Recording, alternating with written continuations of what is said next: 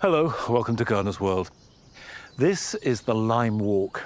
It's the first thing I see when I come out into the garden in the morning. And some years ago, I planted ferns, mainly Dryopteris, all the way along its length. But they've become a little bit straggly. Some have got very big, some are smaller, and that rhythm of the ferns is beginning to be lost. However, I've got the new woodland area where I really want to add ferns. So I think I can kill two birds with one stone. By removing ferns from here and reshaping it, I can use them where I think they'll be much more effective. So that's what I'm doing. Now, I'm digging this Dryopteris out. It's a beast. It's quite something. When you're moving any plant, you want to take as much of the root as you possibly can. Right, weightlifting for the day. Into there. That's one. I've got another one to move.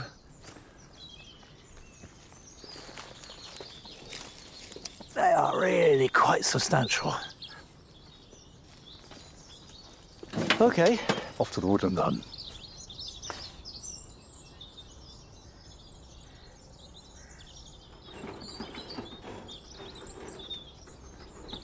Come on.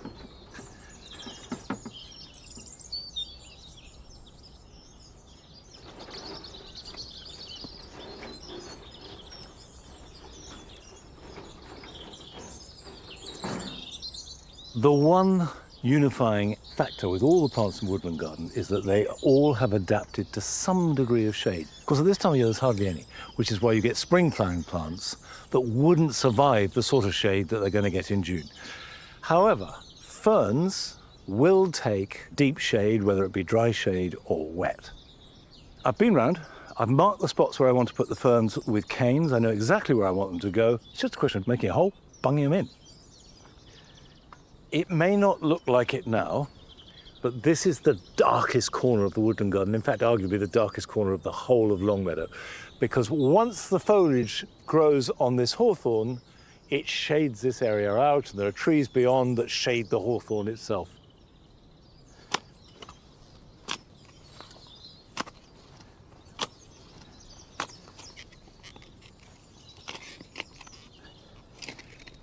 Right. Let's see if that will fit.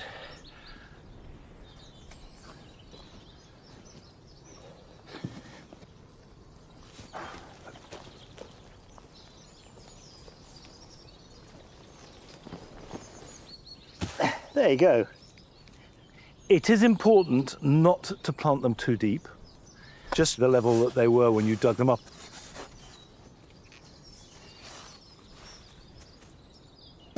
I will now water that in.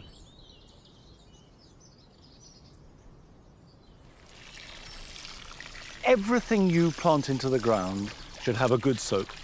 And if it's very dry, you're going to have to keep watering. Once, when they're established and growing strongly, then you can back off. Right, that's one. And the beauty of that is it's big, it's going to fill that space, it will look dramatic, so that's fine.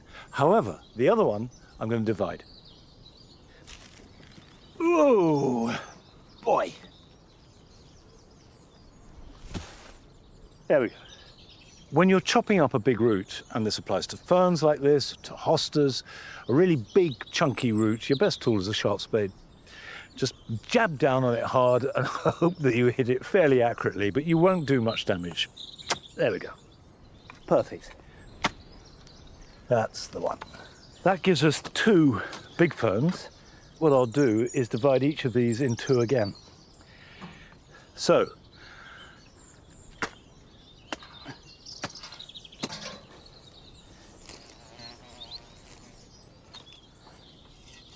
ferns are really, really adaptable plants. Get them established, then they'll need no attention at all. And I know some people feel they're, a bit dull, they're just green.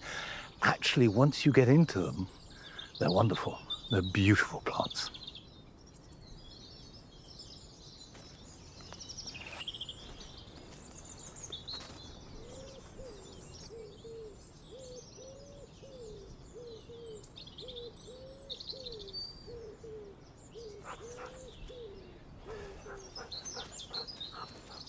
The orchard is filled with daffodils. The first lot are the wild daffodil, the Pseudo Narcissus, which is actually, to be honest, just beginning to go over, but we've got others coming through. We've got daffodils that we've planted out from pots. We've also added pheasant's-eye daffodils, which flower very late. They will come through in May. But the point about the daffodils here in the orchard and any in long grass is they're quite robust, and they have to be, because the wind can sweep in, we can have rain, we can have snow, and the daffodils have to take it all and keep on flowering without any protection. And by and large, they do, and they look wonderful. However, Frances has been to visit a collection of daffodils that are very different. They're small, but they're exquisitely beautiful.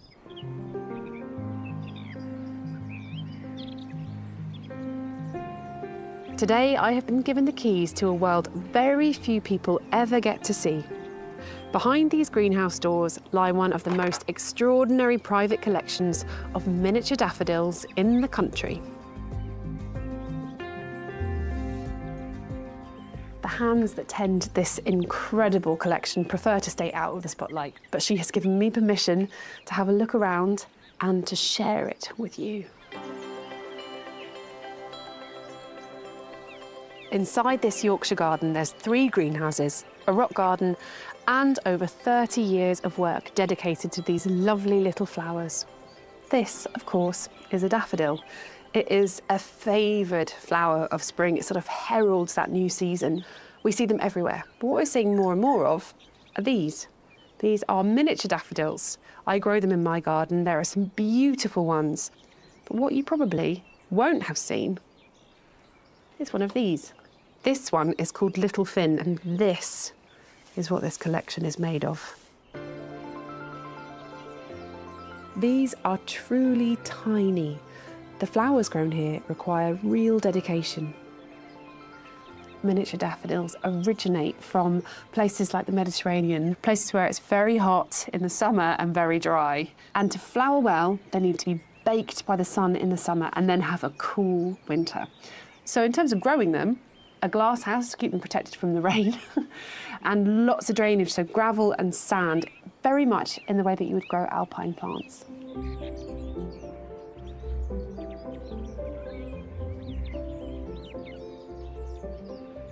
In this greenhouse is where all the species daffodils or narcissi are kept. So these are ones that naturally occur in the wild. This is Narcissus provincialis. So this is a very definite classic daffodil shape, only obviously much smaller. This is the corona, the central trumpet part of the daffodil, and then around it is the perianth, which makes up the petals. And it's those 2 features and their size and shape that give the daffodils their characteristic forms. This one, on the other hand, which is a cyclaminius type, which has these reflex petals that point backwards, always feels to me like it's scared, or like it stuck its head out of a car window and everything being blown backwards. I love these. These ones may be my favourite narcissi. They're called Bulbocodium or hooped petticoat, as you can kind of see why from this beautiful big trumpet. So this is a really oversized corona and very, very small perianth with these tiny petals. Absolutely stunning. And it's all of these differences.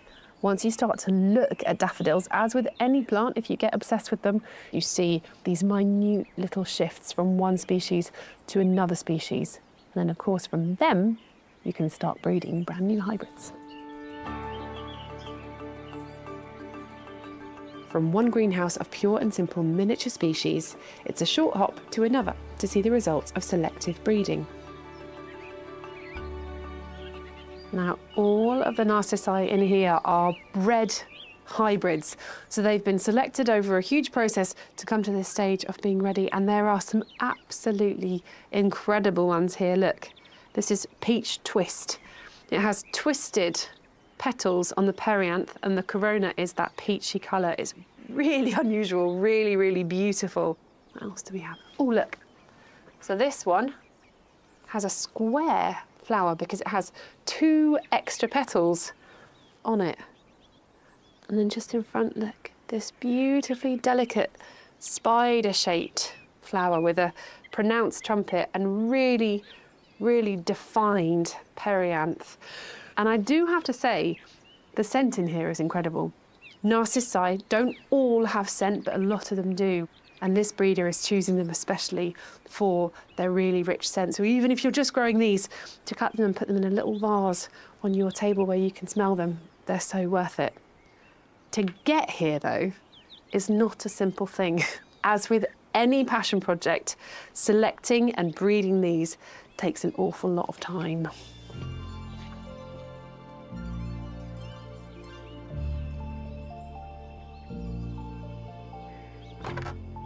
This is the propagation greenhouse. So once you've chosen the 2 parents you want to cross, you'd collect the seed from that cross and sow it. And this is what you would get. This is just germinated seed in year 1. Look how fine and delicate this is. And each one of these blades will grow into a slightly different flower, potentially, with different characteristics from the parents. So you never know what you're going to get when you do plant breeding. Now, this is year 2. So again, incredibly fine and delicate plants. And it won't be until year 4 when the first flowers will grow. Now this is a year 4 seedling. So this is the first time that this has ever flowered. No one's ever seen this before because it's never existed before. But that's the magic of this. You know, you never quite know where it's going to end up. This is the first time that I'm seeing this, well, that we're seeing this. Isn't it lovely? Let's hope it does well. But not all miniature daffodils need the comfort and safety of a cool greenhouse, as it is their selective breeding that has resulted in their tolerance to our UK outdoor climate. If you look closely in amongst the woodland and the spring garden, you will see the odd miniature daffodil. Now this is one called Little Beauty. It's a miniature, but it is a lot more generalist than the ones in the greenhouses, which means it doesn't need to be as baked by the sun, it doesn't need to be on gravel, and it can grow in a garden setting. But it doesn't like to get too wet, so if you're growing these, which are much more widely available, just make sure you're putting them somewhere fairly free draining. The nice thing about these miniature daffodils is that they sit at just the right height to mingle in with other spring flowers. So there's scilla here, which are blue, hellebores of all colours, primroses, snowdrops, and they all look beautiful together. We all love daffodils, but I think there's a very good argument for also trying miniature daffodils in the garden too, to bring colour, to bring elegance, and maybe even to bring some scent. But be careful, because you never know. It might become an obsession.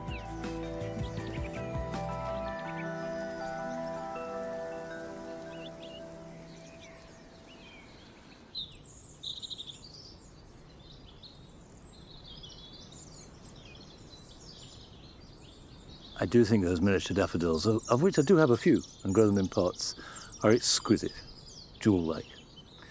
The daffodils I've got here on the mound, and I've trialled them in pots, I've got 2 different sorts. They're very, very similar. This is Pacific Hunter, and this is Hunter Dawn. But they both share the quality I wanted, which is that soft, pale yellow, because the colour scheme here on the mound is pale yellow and pale blue. And that's half the fun. You're looking for varieties and trialling them and just seeing which hits the mark. The hyacinth, for example, Yellow Queen, are spot on. And I think these daffodils are great too. And they have another extra bonus. They're very fragrant.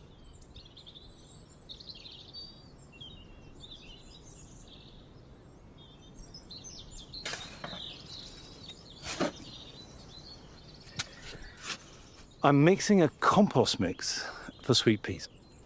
I sowed the sweet peas in October, so they spent all winter protected by a cold frame, and I'm going to plant these ones into pots. I've got a sweet pea called Blue Velvet, which fits in with the mound's colour scheme and also has a wonderful fragrance. Now, with sweet peas, you can grow them in pots really easily, and I've done it many times, but they are hungry and they are thirsty, so you need a big container. First of all, I need a crock. The second thing is, when mixing up the mix, I've used bark-based compost with sieved garden compost and grit. So it's rich, it'll hold moisture, but there is some drainage. They don't like sitting in a puddle.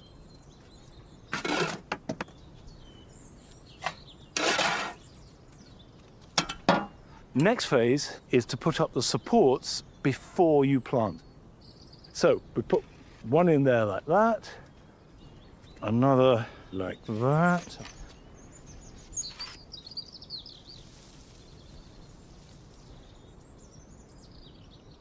Okay, it's nice and strong. The plants themselves, I have pinched them out at least twice to try and stop them getting leggy. What you want are nice, strong, stocky, sturdy plants with a good root system, and then they will grow nice and tall. They're planted in very deep plugs, and however you're planting them, put them inside the support, not outside. If you put them round the outside, they're going to be hard against the side of the pot and will drain quicker and dry out quicker. The rule of thumb when you're taking anything out of any container is you want an equal amount of root and compost. If it's more compost than root, then probably it needs to be in there a bit longer. That's just about perfect. That's how I like them to be. So, pop it in like that, one at the base of each support.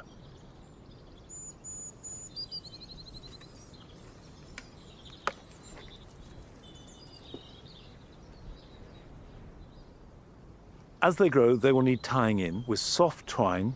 They will start to attach themselves after about a month or so. Water them at least weekly and feed them with a seaweed feed. If it's very hot and dry, you will have to water them more.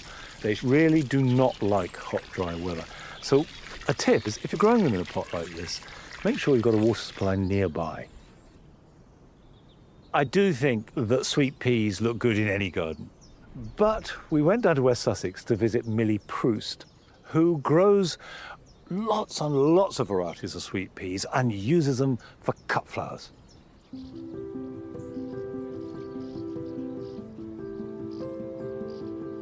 I would describe my garden as bucolic, pastoral, a little bit wild, not perfect, mainly because I've been trying to grab corners to grow flowers on where I can, and it's very, very productive.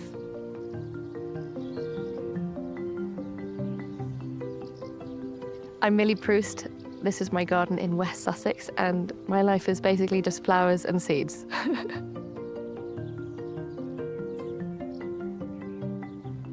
When I moved here, I really knew so little about gardening. I'd been interested in floristry for a long time, and I knew that you could grow cut flowers, and I gave it a go and immediately caught the bug. The learning curve was steep.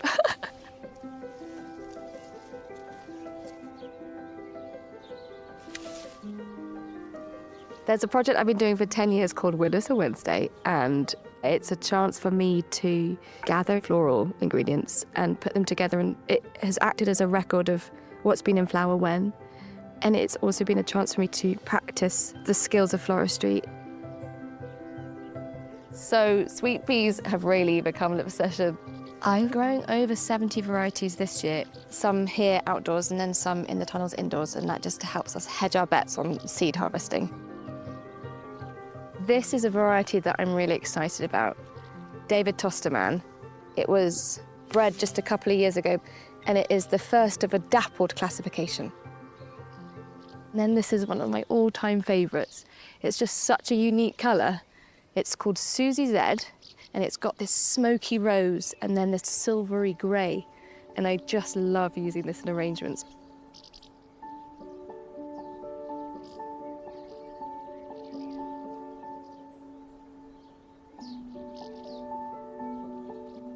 I love violas, and we grow them at the feet of our sweet peas to keep them shaded and keep the moisture locked in. It acts as a sort of living mulch, and they get a bit stressed underneath the sweet peas, so they stretch up and the stems get quite long.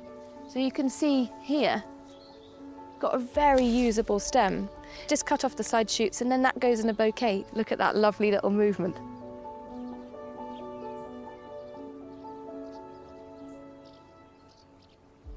I think that you can get something quite extraordinary from the ordinary. These heuchera leaves I use throughout the year. And they're so lovely and change colour. and makes such a pretty base for an arrangement.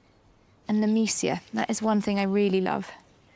You can get it at most garden centres, and they come in all sorts of lovely colours.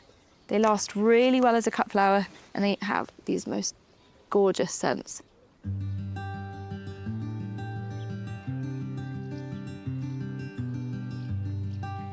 So something we need to do before we begin is to remove any lower leaves. Anything that's going to sit below the waterline, because if they're in the water, they'll rot and the arrangement won't last very long. And once we've done that, we can start putting in the framework. And I always like to use a foliage framework. One really simple rule that I use is I don't do anything at the same height, and this gives a natural movement and makes it look a lot more thoughtful and designed. One thing I really love to grow in pots is herbs, because not only do they make lovely cut flowers like this flowering oregano, they also double up as a culinary ingredient. Love these little Nemesia. And finally, I'm going to use my favourite sweet pea variety. This is Chocolate Streamer. It's such a productive, healthy variety, and I just love the colour. And it has a great scent. I'm going to tuck some in. I love detail, so having something that is small and intricate, I find draws you in and makes you look closer at things. It doesn't take much to create lots of beauty. So sweet.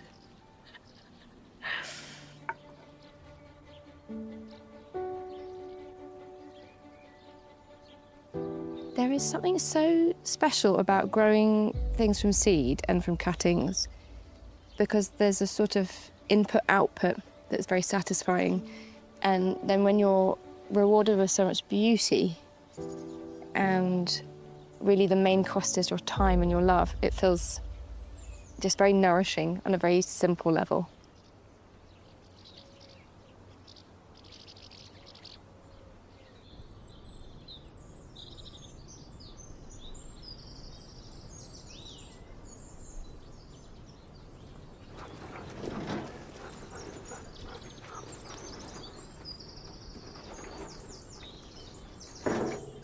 Watching Millie compose her display struck me that actually putting a border together is very like making a vase of cut flowers. You need the same difference in heights and sizes, you need texture, you need foliage, you need colour, and you need fragrance.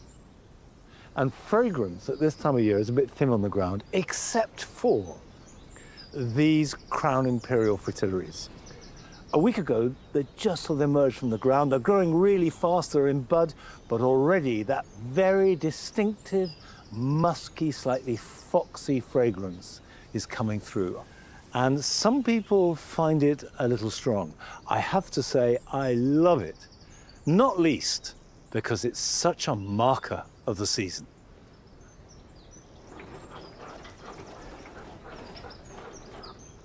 Come on in. Good boy, come on.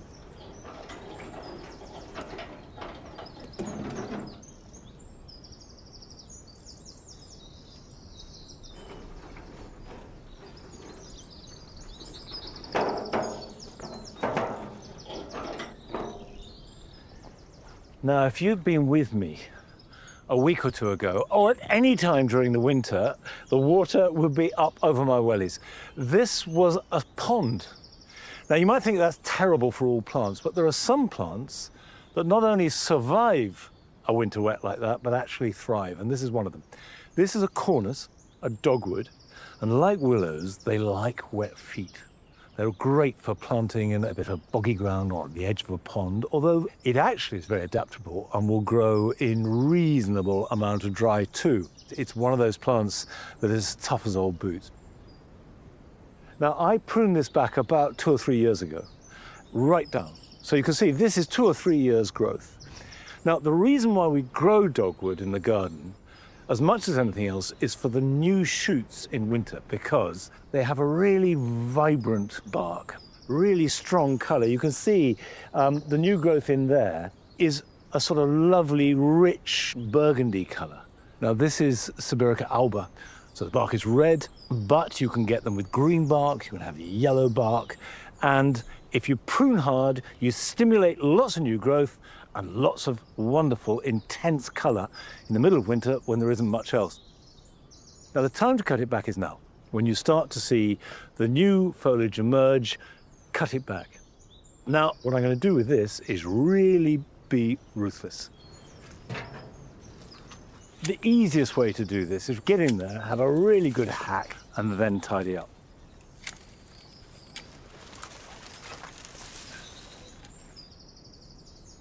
Right, that's the first pass.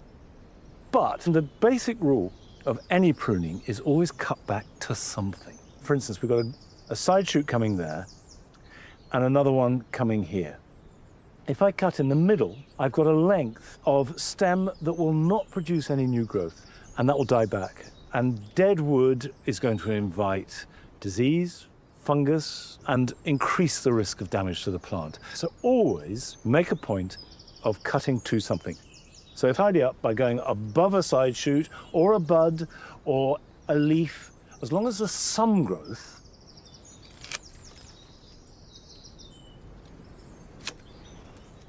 Now, in some cases, you want to reduce it, but there's no obvious side shoot.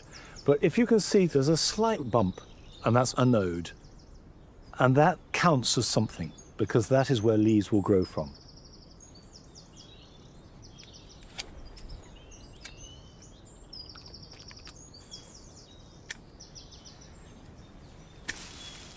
I know that this looks quite catastrophic, but the roots are there, they're strong. What's left behind is very healthy. That will produce new shoots in weeks. And in a couple of months' time, it'll be about 3-4 foot tall. And by this time next year, you'll have about 4 foot of brilliant red new stems. And they will shine throughout the winter, whatever the weather. And then you can leave it for a year or two if you want to get it bigger. But it is worth doing this, I would say, at least every 3 years. Now, most of this will go through the shredder. However, I've selected this, which is a nice straight piece of new growth, because this will make really good cutting material. And cornus, like willow, takes very easily from cuttings. Come on.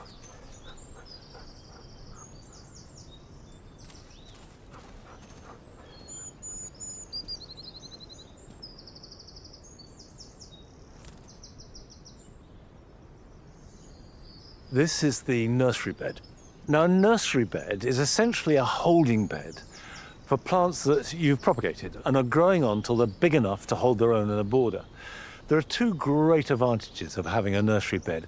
The first is that you don't need pots, you don't need compost, you don't need to water them very often. They look after themselves. And the second thing is that they are growing into the biome of your soil in your garden. So when you plant them out, they are immediately adapted to the conditions they're in. Now, these are cuttings, by and large, which I have struck and rooted in the greenhouse and then planted out. But with dogwood, you don't need to do that. There's none of that faff. All you need is a pair of secateurs, some soil, and a nice straight stem. No thicker than your finger and no thinner than a pencil. You want the cuttings of dogwood to be about 6 to 9 inches long. Cut beneath a node. Now, here are the nodes, there and there. This, by the way, is the opposite to when you prune, when you cut just above a node, which will produce a leaf. This produces roots from just below a node. So I'm going to cut beneath the node like that. Now, make sure it's the right way up. Make sure that's the top, and so that you know it's the top, cut it at an angle. By having a slant on it, it means any rainwater won't collect on it, and there's no risk of that rotting. And the next stage is the easiest of the lot. I just stick them in the ground. Push them so that they're at least half buried, if not 3/4.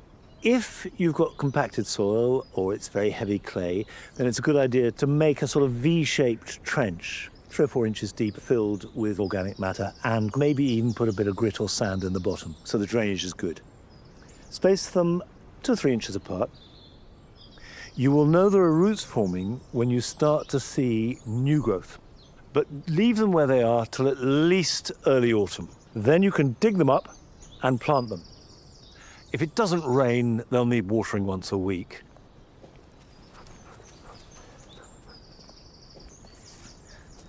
I'm confident that those cuttings will take, but the truth is this is not a time of year when you can or should take cuttings from many plants. Dogwood are an exception. It is a time of year, however, when we should all be sowing seed, and as many as possible. And the best way of getting hold of seed is to collect it yourself from your own garden. And Sue has been to visit a garden where seed collection has been taken to another level.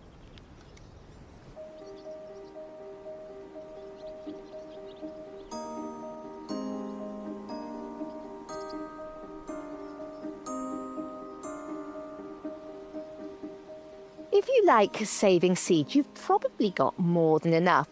And I like to give away my excess. So when I meet fellow gardening enthusiasts, not only are we sharing knowledge, but we're sharing seeds as well. So some of my plants are in their garden and some of their plants are in my garden. And it's really rather lovely. And I've come to Llanelli to meet someone who's taken seed saving to a whole new level. Maggie Carr has been gardening here for 30 years, and she's recently started a seed library. Hello, Maggie. Hi, Sue. What is a seed library? Well, a seed library is a collection of seeds that you can have some seeds from. So we give you the seeds for free. You can have up to 10 different packets. You can go onto the website and choose your own seeds, and then we'll send them out to you. And then we ask you to grow them and to save enough seeds from one variety for 10 packets and send them back to us at the end of the year. And that way we can keep the library going. But of course, what actually happens is that people get really enthusiastic about this and they save loads and loads of seeds. And I end up with people sending me shoe boxes full of seeds, you know. Really? Absolutely fantastic. What are you harvesting here? So this is a moth mullein, a verbascum. It's fantastic for pollinators, especially moths and things like that. So this would be in our plants for pollinators section. And the seeds slowly ripen over the plant. And so I'll be picking these seed heads and saving them. And how do you tell if I look carefully? Okay, so if some you are look- darker than others, aren't they? They're darker, but also they start to split. Ah, yep. And so that's when they're really ripe, when they start to split. They're crispy and they're dry. Can you see the Oh, seed? yes. Lots of seed. That's plenty to share, isn't it? Yeah.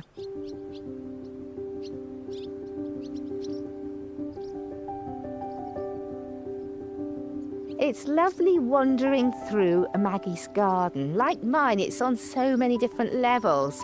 Her love of plants is obvious because there's so many different varieties.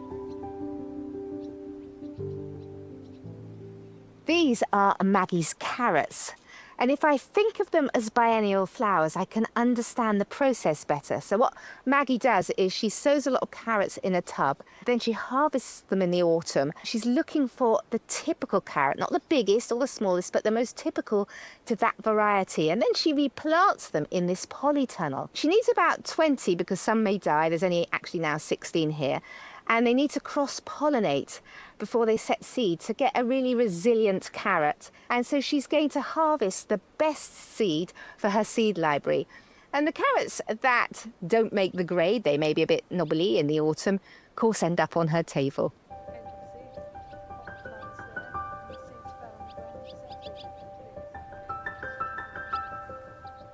So Maggie, where are you taking me? Well, this is the tunnel of beans. It certainly is. These are full of Maggie's Belotti beans. Well, give one a go. They come from a seed that I was given many, many years ago by somebody who told me that they had the best bean ever. But when she sent me the beans, she didn't send her name. So I had to, in the end, just call them Maggie's Belotti bean. How fabulous. Have a bean named after you. Belotti beans I love. I normally have them dry. How would you have them? Well, first of all, this is my most favourite way. Just like this, you know. They are delicious. Delicious, sweet as anything. So I have them raw in salads. And then I let them get a bit bigger, so they get a bit like this, a bit bigger. And then I have them steamed or in stir fries, just chopped up as like a regular bean. These are delicious. I hope I can take a couple of seeds home. I think we might find you a packet. Lovely.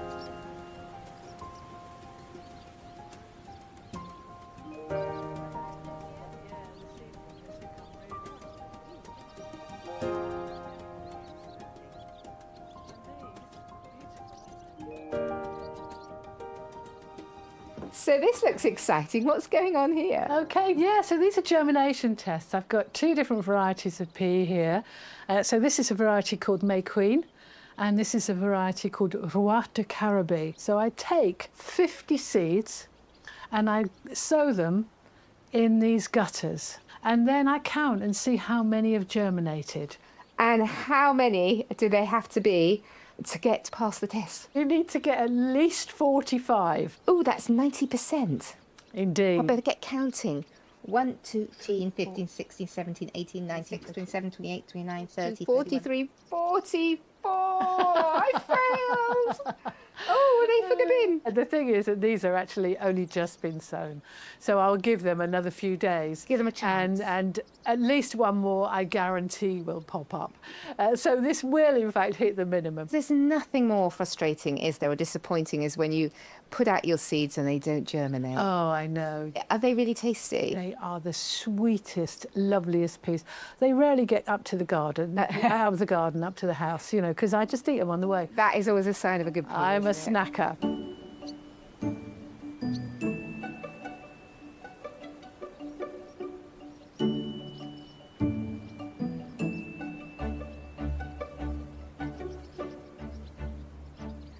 So this is a bit of high-tech gardening wizardry. Indeed, Is it indeed. guess what it's used for? Well, can you? Well, no. Okay. This is the seed cleaner. Right. And I always used to winnow all my seeds, but you end up with it all around the garden, you know, it gets everywhere. And so this is a much more efficient version of that.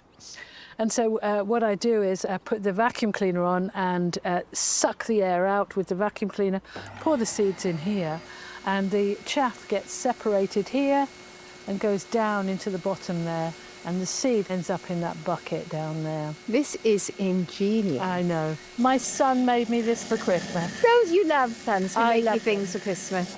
Vacuum off. Vacuum off, please. So here's the seed ready to pack up and send off all around the country. About my personage, I bought you some seeds of mine. There we go. And these are Mrs. McGee Amaranth. Oh, brilliant. I believe Thank you're missing you. amaranth now. I am missing amaranth, yes. And I brought for you. Ah, Maggie's Maggie's Berlotti Berlotti beans. beans. Wonderful. Thank you. You're welcome.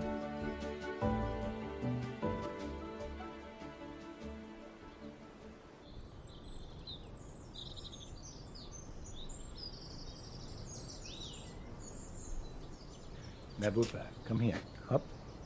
Do you promise to take this biscuit and look after it and care for it until the end?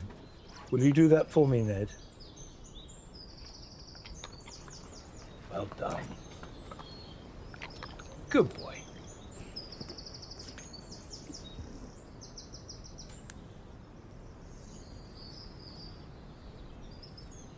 What Maggie's doing works on lots of levels, and I think the idea of a seed library, introducing people to plants that they haven't otherwise got, and then using them to increase the store and the stock of seed of otherwise quite rare plants is a brilliant idea. But there's another more personal reason for collecting seed from your own garden, which is not only that it saves a lot of money, but also if you collect seed from a plant that is clearly happy in your garden, the new plants you grow from the seed will also thrive. And if you then collect seed every year, in effect you are breeding plants that increasingly are adapted to your particular garden. And that means they're going to be extra healthy, extra happy, and extra beautiful.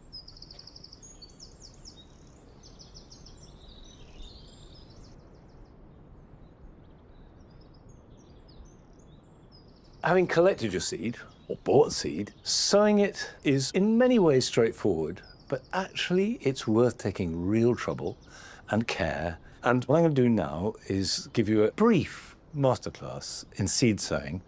And sowing seed is one of the most rewarding things you can do. Okay, let's start.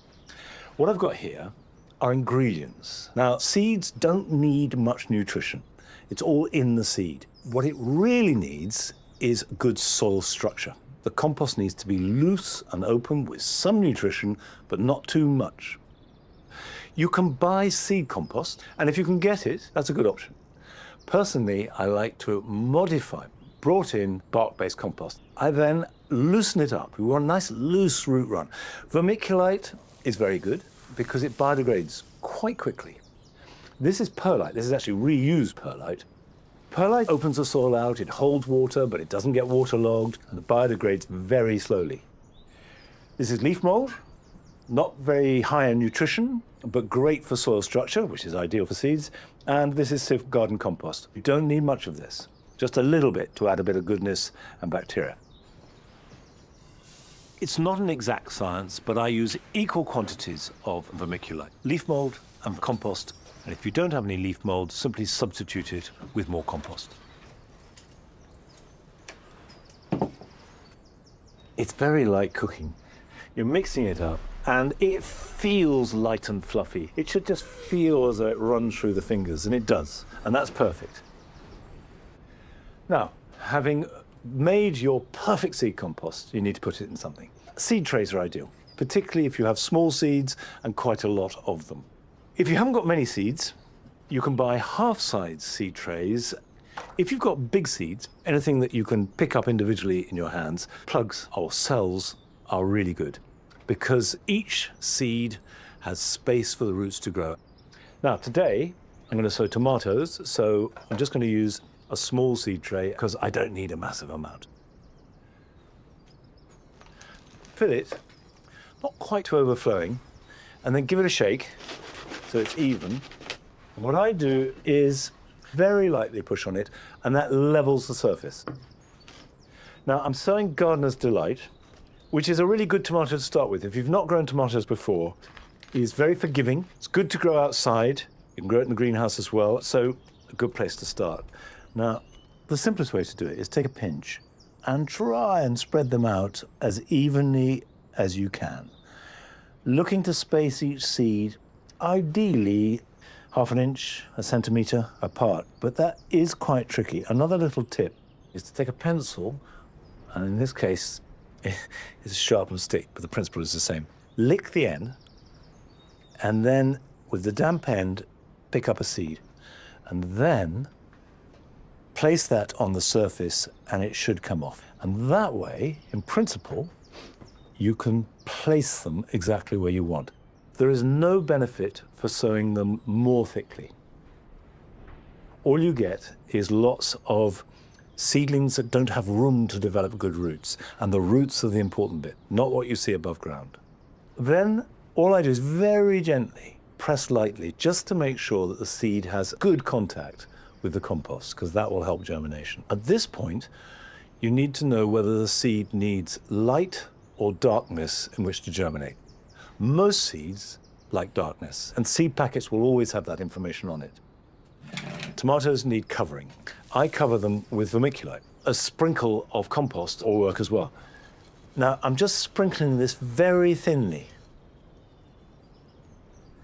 like that. Label it.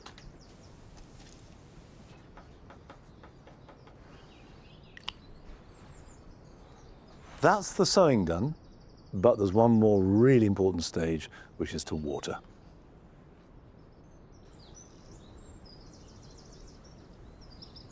Probably the best way is simply place the seed tray in a tray or a bath or a container of water so it absorbs moisture from the bottom. Leave it there for about 10 or 15 minutes and then put it somewhere warm to germinate. Ideally sort of somewhere between 15 and 20 degrees, and if you can keep it constant, so much the better. Keep them watered, but not sodden, and then the seedlings will emerge, at which point we go on to the next step, but we'll come to that in due course.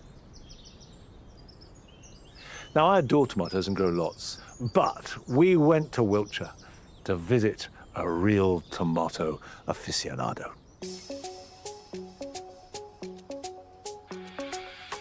You've only got to walk in the tunnel and have a peek and wonder, this bloke's a bit odd, isn't he?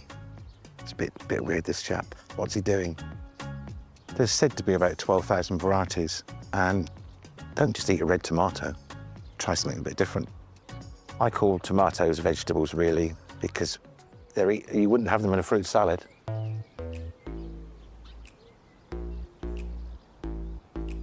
My name's Lance. I'm a passionate tomato grower. I grow about 120 varieties a year. Tomatoes are the one fruit or vegetable, whatever you want to call them, that cannot be replicated in the supermarket. You can buy a cabbage and grow a cabbage. There's a little bit of difference in the quality, but you cannot replicate a homegrown tomato.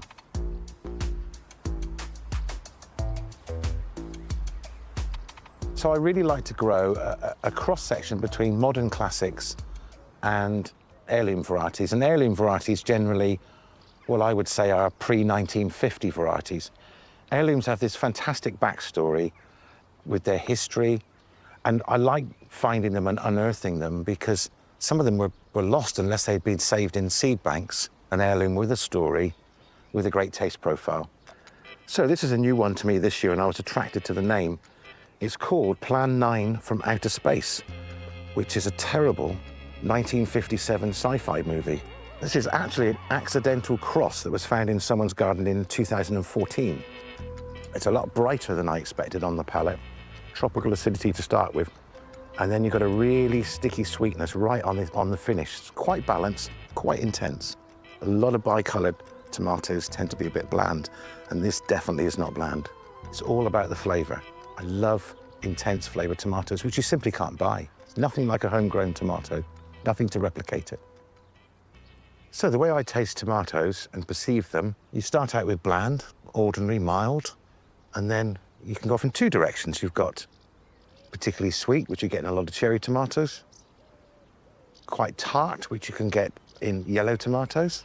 And then what I'm really looking for in all my tomatoes is balanced. So we come up to here. Ideally, I'm looking for both these characteristics in equal amounts. And just occasionally, the bit I'm really looking for is intense. And I only find it occasionally in tomatoes. Savoury, sweet, balance, and a really long finish. And you don't get it very often, just a couple of times a season, and I really savour those moments.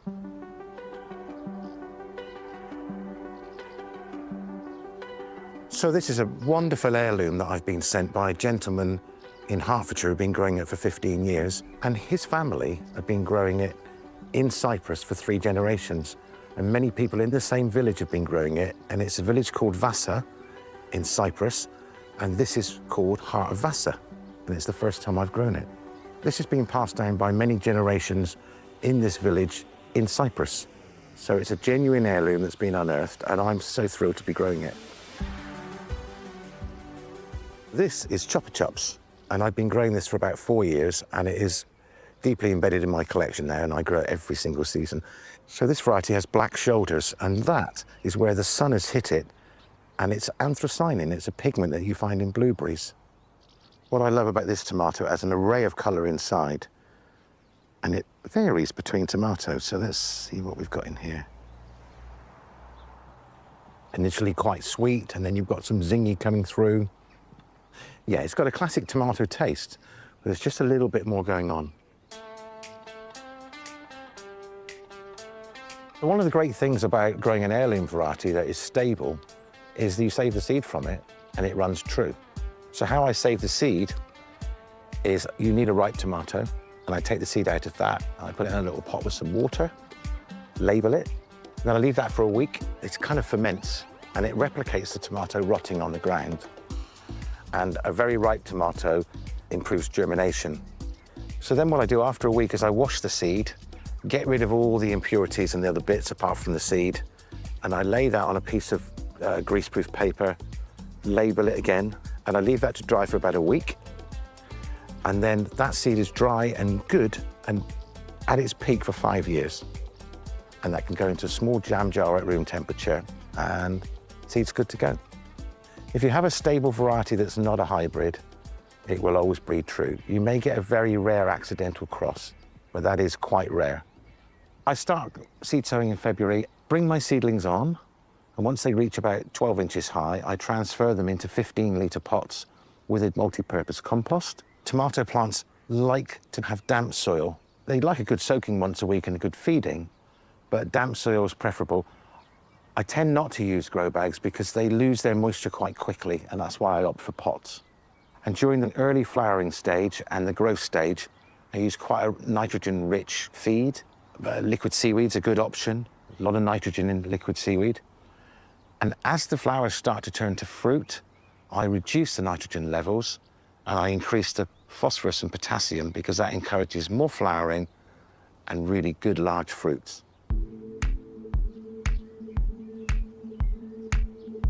So something I've been growing for the last couple of years because it's just a really interesting concept are micro tomatoes. And this is the complete variation you get from the smallest up to the tallest.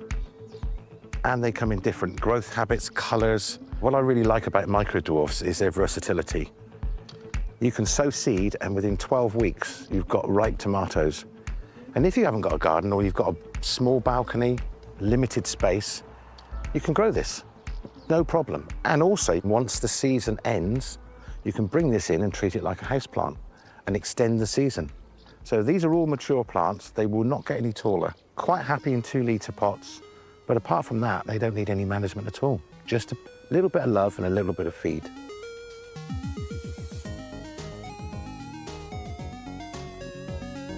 If you've never grown a tomato before, I would definitely give it a try. It's very rewarding. Homegrown tomatoes are fantastic. Take the plunge, give it a go. You've got nothing to lose.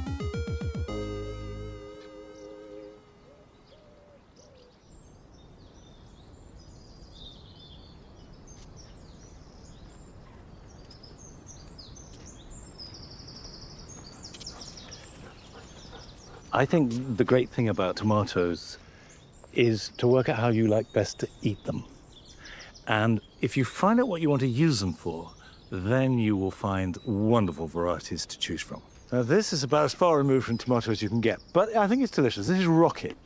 And this is not any old rocket, because the rocket you buy, or the rocket you get served when you go out for a meal, is almost invariably the perennial kind. It has much more zigzag leaves and actually is a bit thicker and tougher. But if you're growing at home, the annual rocket is much better. The taste is better. The texture is buttery and peppery and delicious. It doesn't store well. It bolts very quickly when it gets warm. It needs lots of water. In other words, it needs some attention. It needs gardening. But we're gardeners, and that's what we do. This I sowed actually in January, but sow it now, and it will come up within days, and it'll be good until May, and then it will start to bolt. But you sow another crop in August for harvesting in September and October. Now, if you have grown them, and you've got nice young plants, give them space. Because actually these want to be quite big plants. Each one needs, 6 to 9 inches in which to grow, and then you get a big plant and you can cut it all and it will come back at least twice before it bolts. It likes plenty of moisture, so add organic matter to the soil to retain moisture. I'm planting them in a grid because it makes it so much easier to hoe and weed.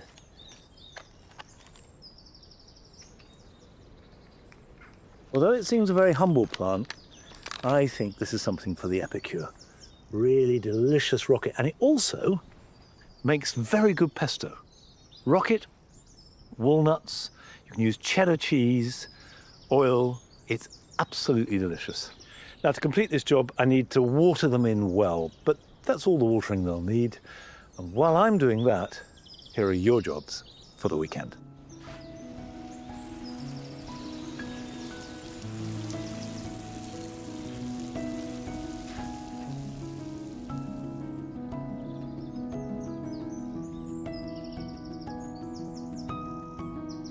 If you're growing climbing or rambling roses and you haven't tied them in, then do so now. Otherwise, the new growth can be damaged by the wind, and this, of course, will restrict flowering.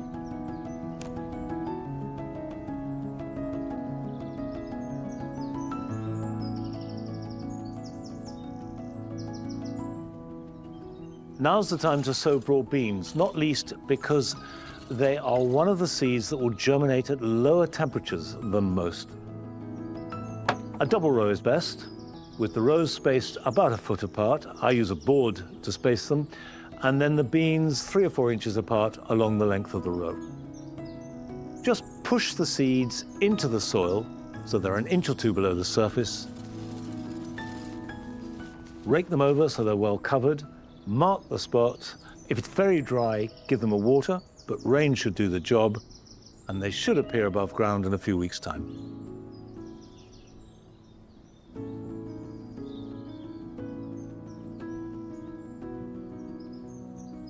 If you grow the winter honeysuckle, the Nyssera fragrantissima, like I do, then now is the time to prune it.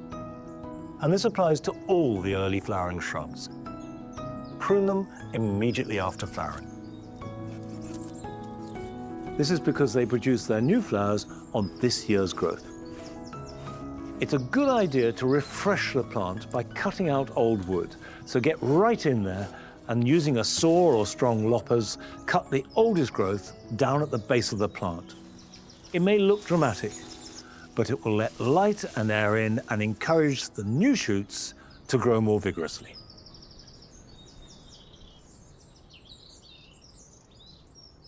Come on then.